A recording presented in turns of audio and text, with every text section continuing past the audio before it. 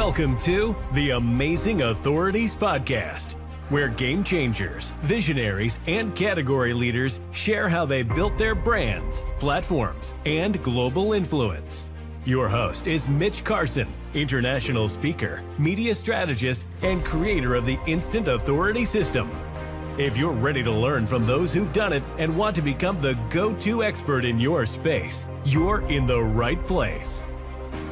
You're going to hear from my friend Chinky Tan, who is a CNN show host. He also has a show on Sunday mornings in Manila, in Mandaluyong to be exact, for TV5, which is one of the large studios in the Philippines.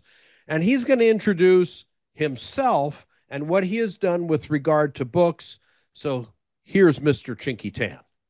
Ladies and gentlemen, thank you for joining me today. I'm Mr. Chinky Tan from the Philippines, and it's a privilege for me to share with you my journey as an author of 18 books. And one of the books, called Diary of a Pulubi or Diary of a Beggar, has sold over 1 million copies already. So tell us about your journey as a book author.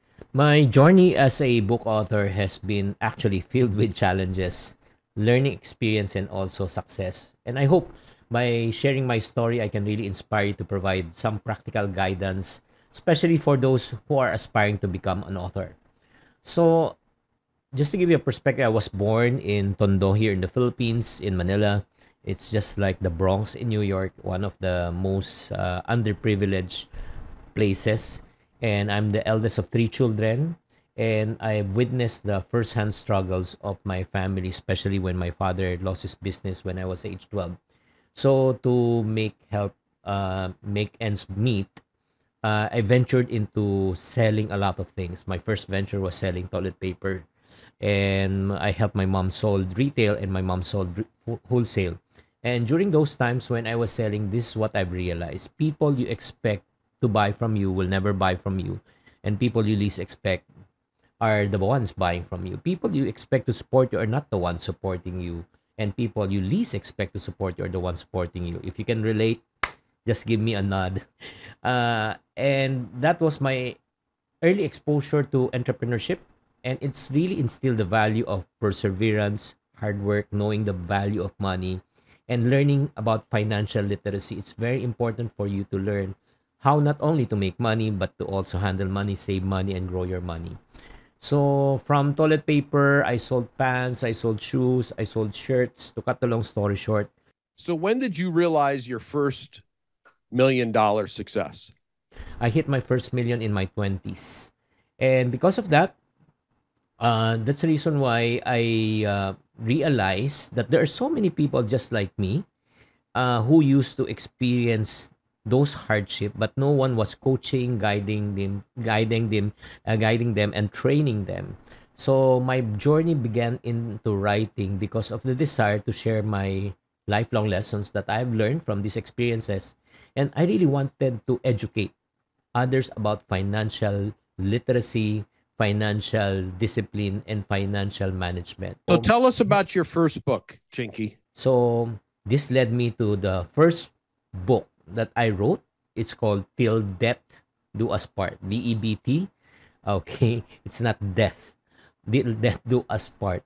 And as a matter of fact, just to give you a backstory about this, I was planning to write that book for several years already. However, because of procrastination, because of fear, I never have finished the book. So probably some of you can really relate with me. You have brilliant ideas, but you cannot really finish it. And then, who was your early inspiration? One of my coaches and mentors, his name is Francis Kong. He's a well-renowned communicator about leadership here in the Philippines. I shared stage with him, and he is my mentor. And he was asking, when are you going to publish your first book? And I was saying that was around 2000, I think 8 or 2009. I think it will be by next year of January. So he went. He was the one he spoke after me. And then after he spoke, he announced to the public, guys, I want you to anticipate, at the same time expect by next year of January, Chinky is going to release his first book. because of that announcement, it was able to fast track my completion of my first book. And the first book created some success. It sold a few 100,000 copies on my first 2 years. And that really, again, jump started my my career in terms of book writing. So how many books in total have you written to date? Again, after that, and then one of the following books, I had written 18 already from since 2008 or 2009. One of the books that was really patronized by most Filipinos here is the book called Diary of a Beggar. We call it Pulubi here. These are the 22 money mistakes that most people often make. I've written it. Shopping now, become a beggar later. Okay, upgrade now, become a beggar later. Okay, party now, become a beggar later. Travel now, become a beggar. So it talks about financial management, awareness, and being financially responsible. So because of that, I'm really so thankful and grateful for this career. Not only that I'm writing books, but I'm doing a lot of stuff, especially in social media. I have over 10 million following here in the Philippines for other social media. But right now, I'm not here to talk about that. I just want to encourage you, especially. So what are some practical tips in order to get started? For people who are embarking on a writing journey, here are some practical tips that I would like to share with you from my own personal experience. So if you want to write a book, the first thing that you need to do is you have to identify your passion and your purpose. It all starts about you, your life story. Actually, when you read most of my books, it started with who I am, what I do, what are my problems before, what are my challenges, what are the pain points, and how I was able to overcome that. Because you should write about topics that are really passionate about you and what is aligned according to your purpose. And because you are so full of so much experiences, your excitement and enthusiasm will translate into your writing and making it more engaging to readers. And basically, I know my market is the OFW market, the overseas Filipino workers, and majority of the Filipinos who are living here in the Philippines and also all over the world. So majority of my contents are in Filipino, in our native language. So when I do contents, when I write, it's always in Tagalog and English. We call it Taglish. So number one, identify your passion. And then number two, also understand your audience. Understand your target market. Take time to research and understand their needs, their challenges, the pain points, their interests. And then that's a time that you can really help them. And I always advise, especially to writers, do not start with what you want only to write. You must also start with the target market you have in mind. I understand you have a formula that you use to write your books. Please tell us about that. So I have what we call is a formula that I use. Okay, number one, problem. Start with the problem of the target market that you are addressing. And then next, what are their pain points? Okay. And then number three, when you say pain points, how do they feel about the problem? And then S, the solution. Again, we call it the PPS formula. Problem, pain point, and solution. So if you know the problem of your target market, the pain point of their target market, the solution you want to offer without thinking about a product, a service, or a book that you want to write, that's where you all start. And basically, I do understand the problem of most Filipinos. Most Filipinos, they lack financial education and literacy. They know how to earn money, but they don't know how to manage money, how to budget their money, how to save their money. They don't know how to even grow their money. So that's their problem. So because of the problem, they have pain points. They tend to overspend. They have a one-day millionaire mentality. So because there's no savings, and if there's emergency that comes along the way, they are forced to borrow. And once they're borrowing, they will live under so much financial stress. So that's the second, that's the pain point. And then third, solution. What's the solution that I can offer? Solution that I can offer is to teach them about financial literacy, teach them about financial discipline, and teach them about financial responsibility. So again, Based on your life story, based on your purpose and your passion, right now you identify the target market or the audience that you want to reach. And then number three, do not be overwhelmed. I'm not really good at writing. I'm not really good. You know what? Everyone has a story to tell. That's the good news. So let me encourage you. The third step that you need to do, start with what you know and start with your own personal experience, expertise. You know, whether you like it or not, being authentic, being real, being honest resonates with your readers. I never pretend that I am a know-it-all person. Number one, I always am an open book. I always tell people I never finished a formal degree, college degree. I'm a college dropout. And I also tell people I failed miserably when I was in school. I failed grade 6 4 times. So by sharing my weaknesses, people who also experience those type of failures and trials can really relate with me because I don't need to pretend that I finished a degree. And sharing my own stories can make my writing more relatable and more impactful. You've revealed something very personal about yourself, Chinky. You haven't gone to college, or you started, but you were a college dropout, and you're still enormously successful, a Filipino success story, a success story in any market. So, what words can you share with those that are in a similar condition of where you were at that time in your life? So, again, do not be afraid of sharing your weaknesses. Because, again, always remember, even Superman has weakness of kryptonite. Everyone has its own weaknesses. So, start with what you know, share your personal experience. Number four thing that I want to challenge you if you want really to become an effective writer and a book author is commit to continuous learning. You know what? Writing is a craft. It requires improvement. If you will read my book from my first book up to the very last book, it has really improved a lot. So my encouragement to you, if you want to also give an output, make sure you have good input. Read extensively, attend workshop, seek feedback from your coaches and mentors. Find people who can really coach you, guide you, and mentor you. You know what I tell people? Experience is not only the best teacher, but learning from other people's mistakes and experiences is the best teacher. Would you agree? Yes, Chinky, I do agree with that. I too am a big fan of mentorship, mentoring others, receiving mentorship, discussing what I'm doing with like-minded people so I can be coachable. I think that's important for everybody to be coachable. So, by asking people who had been there and done that, it will really help you.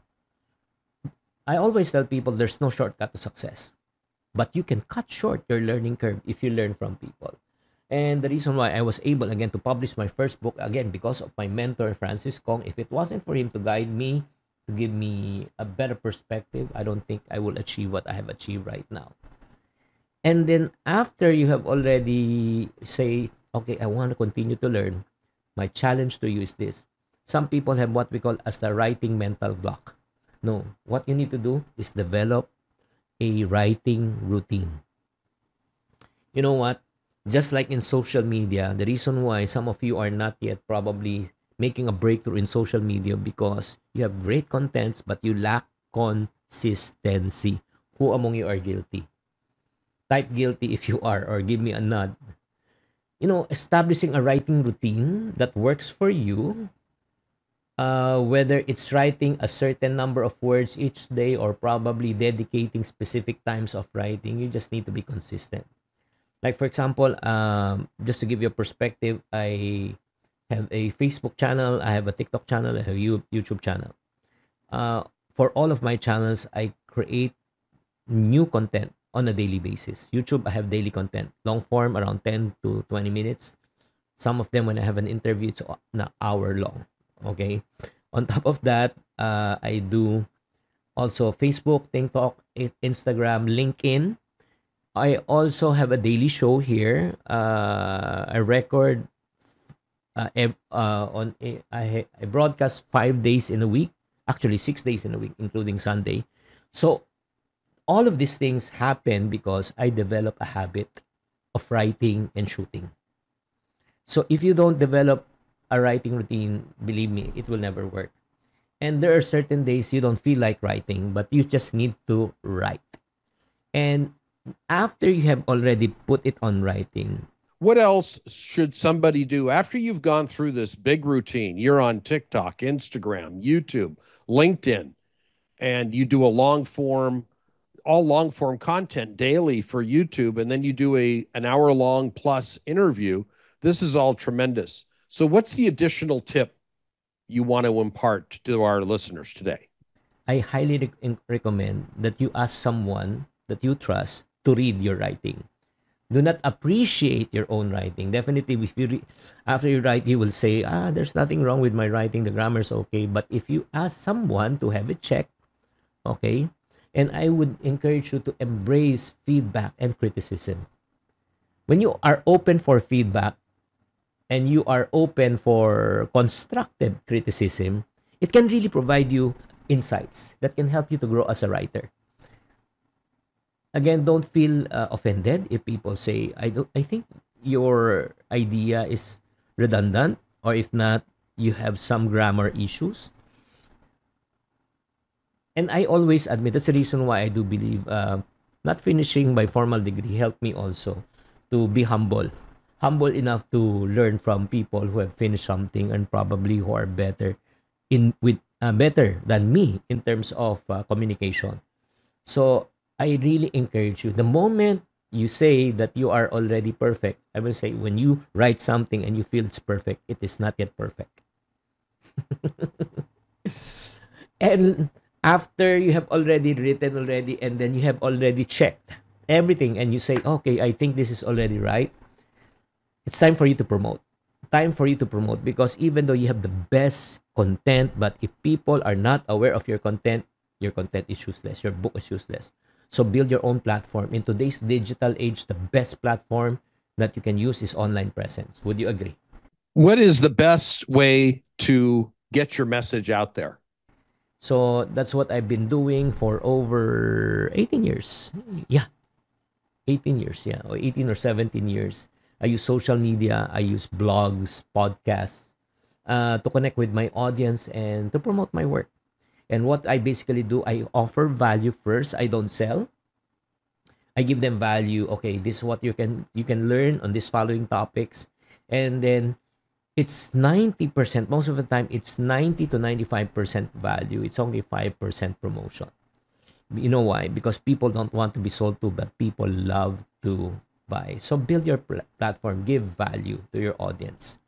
And last but not the least, once you start promoting and publishing your book already, I encourage you to be patient and be persistent. Success in writing doesn't happen overnight. It takes process. That's the sad part. The sad part is a lot of people want to eat the cake, but only a few people want to learn the process of baking a cake. If you finish the cake, you need more money to buy cakes. But if you know how to bake a cake, you will never run out of cakes. A lot of people want to become successful, but only a few people want to learn how the process of becoming successful. A lot of people want to write a book and become an author, but only a few people want to learn the process and want to be patient and persistent in developing their writing skills. So again, if you pass your book and you're being rejected, self-publish, right? Nowadays, you can self-publish. Never allow rejections and setbacks to hinder you from really achieving your lifelong dream. Use them as a learning opportunities. Let's recap, Chinky, what you've shared so far so people can take away the value that you share. So again, what are the things that you can do? Let's go through them one by one. Number one, identify your passion and your purpose. Again, always remember, your pain is other people's gain. Number two, know the target audience that you want to reach, their problem, their pain point, and offer a solution. Number three, start with your expertise and what you know. Number four, commit to continuous learning. Number five, develop a writing routine. Number six, after you write, ask someone to give you a feedback. Number seven, start to promote by building a platform. Online presence is the best. And number eight, be patient and be persistent. Guys, I hope that you have learned something. If you want to learn more, okay, please follow me at my social media account, Chinky Tan. If you want me to coach you and guide you personally, okay, all you need to do is just write me in this email address. Just write me in this email address. My email address, I will post it on the screen. Okay, so please just look at it at the screen right now if you want one-on-one coaching or a group coaching for writing. So finally, I just want to encourage you. My journey as an author has really been deeply fulfilling. Not just because of the books that I published, but because of the impact that I have left with my readers. You know what? Writing alone has allowed me to share my knowledge, inspire change, and connect with the people on a profound level. As a matter of fact, I consider books as the number one. As a matter of fact, they are the Netflix of financial education. Why? Because just like Netflix, you can watch it anytime, anywhere, as long as you have a tablet, phone, or probably a TV. And right now, you can just grab a book. You can grab this book, bring it on a plane, in the office, in a coffee shop. You can learn. This is the Netflix, the OG of Netflix. So to all aspiring authors there, remember, your unique experiences, pains in life, and insight have the power to make a difference. So I want you to embrace your journey, passion, dedication, and a commitment to continuous learning and growth. The world needs your story. Thank you very much. Signing off, this is Chinky Tan from the Philippines. Thank you very much for joining this broadcast. Chinky, that was fantastic. Thank you for your attendance, guys. I hope you enjoyed this interview with Chinky Tan, educator, TV show host, authority in the Philippines, 2 million plus subscribers on his YouTube channel. I think fast approaching 3 million at the date of this broadcast, and a personal friend. Thank you, my friend, for sharing this step-by-step system. It's workable. I subscribe to your channel. I absolutely follow your methodologies, and Amazing Authorities will showcase another expert in the next episode. Make sure you like, share, and consume this content that you've heard today from this icon from Manila, Philippines. Thanks for tuning in to the Amazing Authorities Podcast. If today's episode inspired you, take a moment to subscribe, rate, and leave a review. It helps more experts like you rise to the top. For behind-the-scenes access and free resources to boost your authority, head to MitchCarson.com. Until next time, stay amazing.